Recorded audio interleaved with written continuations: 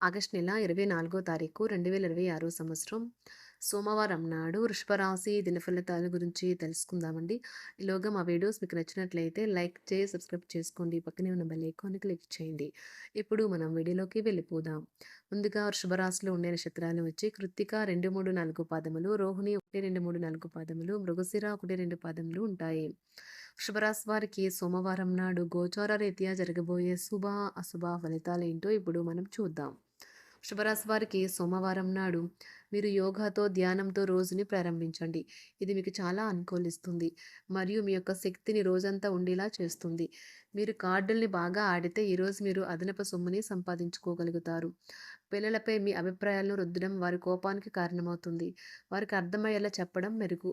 అప్పుడు వారు వీటిని అంగీకరిస్తారు. ఈరోజు మీరు ఏ విధమైన మీరు ఇచ్చిన వాగ్దానాలు నిలుపుకోలేరు.